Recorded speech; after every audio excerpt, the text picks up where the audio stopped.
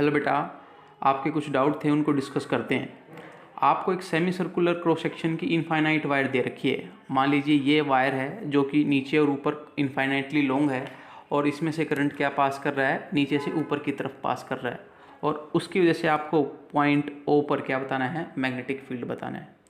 Infinite wire की वजह से तो आपको आंसर पता है, μ0/4π 2I/r होता है, परंतु इस शेप की वजह से क्या चेंजेस आए हमें अल्टीमेटली वो निकाल कर आपको बताने हैं। ठीक है, तो लेट मैं एक एलिमेंट यहाँ पर ज्यूम कर लेता हूँ और उसकी वजह से यहाँ पर मैग्नेटिक फील्ड निकाल लूँगा और फिर मैं अंत में क्या कर दूंगा बेटा, इंटीग्रेशन, ताकि इस शेप की वजह से मेरा क्या आ जाए, आपका मैग्नेटिक फील्ड आ जाए ओ पर।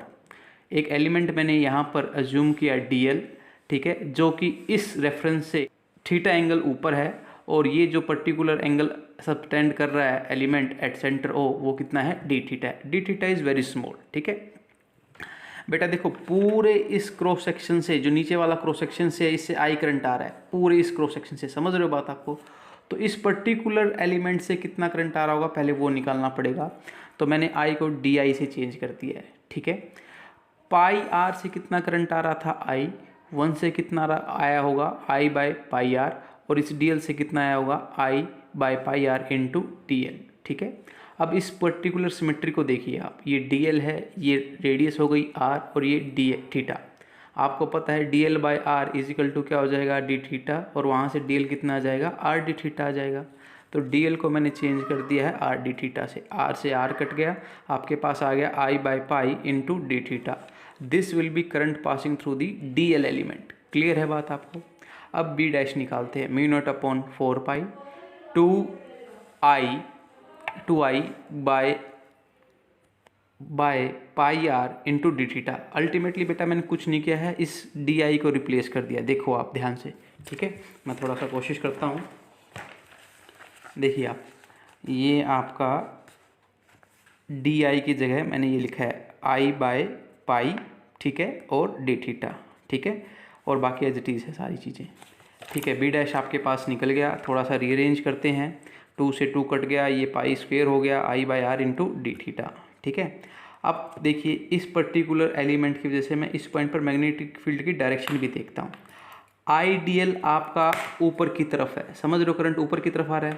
ठीक है, और ये R हो गया, तो राइट हैंड से अगर आप देखोगे ना, IDL क्रॉस R करके, तो ये डायरेक्शन आएगी बेटा। ठीक है, तो DB1 ये डायरेक्शन आ गई। DB1 आपकी इन दोनों, इस R के क्या होगी, परपेंडिकुलर होगी। ठीक है, समझ रहे हो बात। तो अगर आप ध्यान से देखें, ये एंगल इसके 90 डिग्री है। ठीक है, ये वाला, ये 90 डिग्री एंगल है, ये थीटा है, तो अल्टीमेटली ये 90 माइनस थीटा होगा, क्योंकि ये एंगल भी 90 है ना।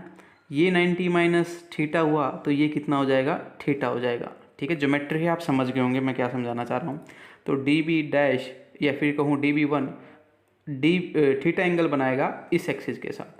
तो कंपोनेंट तोड़ लेता हूँ, यहाँ पर कोस कंपोनेंट और यहाँ पर क्या आएगा, साइन कंपोनेंट।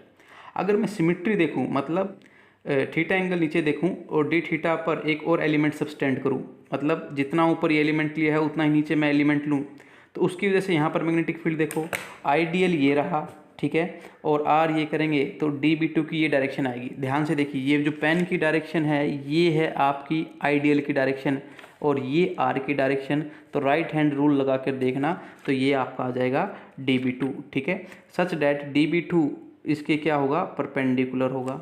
थीटा नीचे मैंने ये माना था, ये परपेंडिकुलर है, तो ये कितना हो जाएगा, 90 माइनस थीटा। समझ रहे हो बात आपको। और ये 90 माइनस थीटा हो जाएगा तो ये थीटा होगा, क्योंकि अल्टीमेटली ये एंगल क्या है, 90 है। तो ये एंगल भी कितना आ गया, थीटा। इसका कंपोनेंट कोस ये आ जाएगा और साइन कंपोनेंट ये आ जाएगा।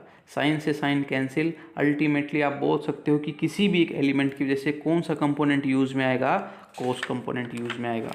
तो मैंने लिखा हुआ है only cos component will be effective. ठीक है, तो आपने को इसका कोस कंपोनेंट निकालना पड़ेगा और उसका इंटीग्रेशन मारना पड़ेगा बेटा। ठीक है, तो μ0/2π² I/r cos theta d theta. अब लिमिट की बाई देखते हैं बेटा, रेफरेंस आपका ये था, तो अगर ऊपर की तरफ देखें, अगर ये π/2 है तो नीचे की तरफ क्या होगा, -π/2। ठीक है, तो μ0/2π स्क्वेयर आई बाय आर बाहर ले लीजिए, कांस्टेंट है, cos थीटा का इंटीग्रेशन क्या हो जाएगा sin theta, and limit from -π/2 से +π/2, ठीक है। तो upper limit minus of lower limit put करेंगे, ये 1 हो जाएगा sin 90 और ये माइनस ऑफ -1 आ जाएगा, अल्टीमेटली ये प्लस हो जाएगा और जुड़कर कितना आ जाएगा 2, और सोल्व करेंगे, this will be your answer. Clear है।